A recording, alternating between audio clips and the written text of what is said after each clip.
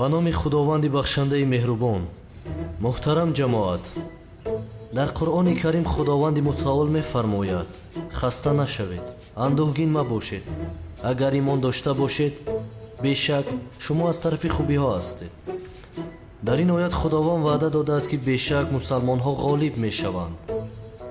ана барои ин мисоли беҳтарин дар қиссаи муҷодалаи ҳазрати мусо алайҳиссалом ва фиръавн дида мешавад.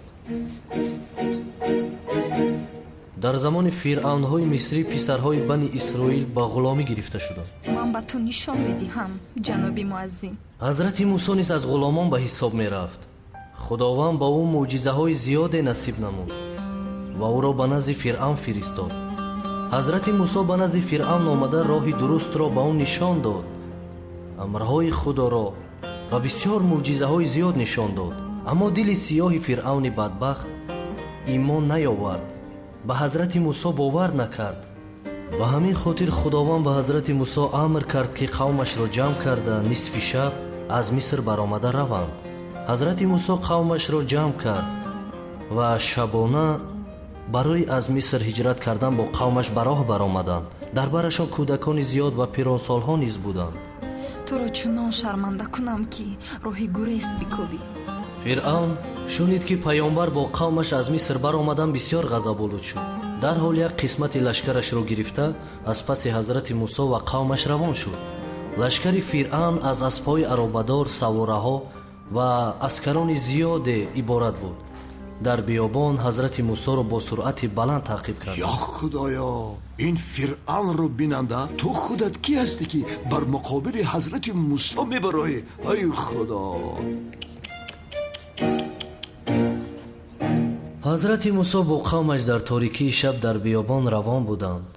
ҳамроҳаш аробаҳо, борҳо, кӯдакону пиронсолҳо буданд. барои ҳамин оҳиста ҳаракат мекард. нисфи шаб торик буд. роҳи ҳазрати мусо ва қавмашро нури худовандӣ равшан мекард. аз гармии биёбон ва торикии шаб онҳоро муҳофизат мекард ва дилҳояшонро умедвор месохт. ҳазрати мусо бо қавмаш баъди чанде роҳро тай кардан ба лаби баҳр расиданд. дар он ҷо истода истироҳат карданд. дар ин лаҳза лашкари фиръавн ба онҳо наздик шуд.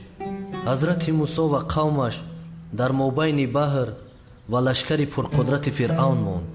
лашкари фиръавн барои дастгир кардани ҳазрати мусо ва қавмаш шодӣ мекарданд.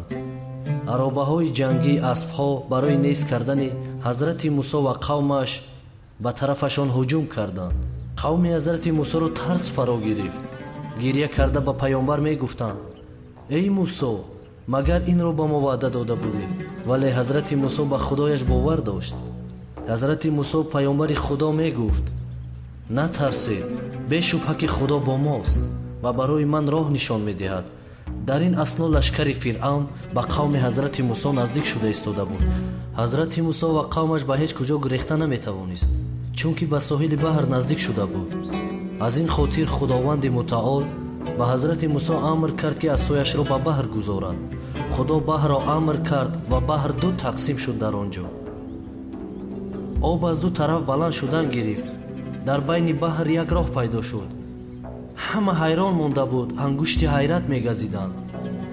муҳтарам ҷамоат, фиръавн баҳреро ки ду қисм шуда буд бо чашмонаш дид. мӯъҷизаи равшани худовандро дид. ба ҷои имон овардан исьён карданро давом дод.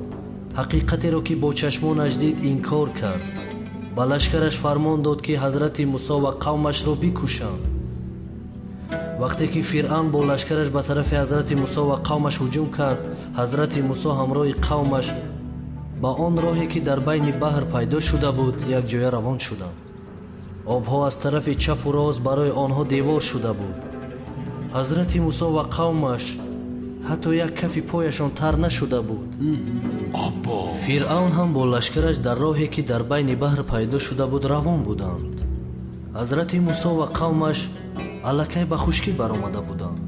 фиръавн ҳамроҳи лашкараш дар мобайни он баҳр бо суръати баланд ҳуҷум мекарданд.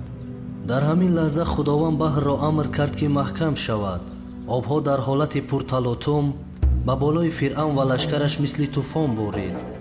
онҳоро гирифт, ба замин зад барои одамҳое ки исьён мекунанд намунаи ибрат сохт.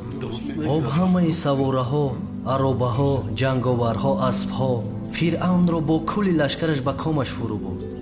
худо бандагони боимонашро наҷот дод, исьёнкоронро нобуд сохт.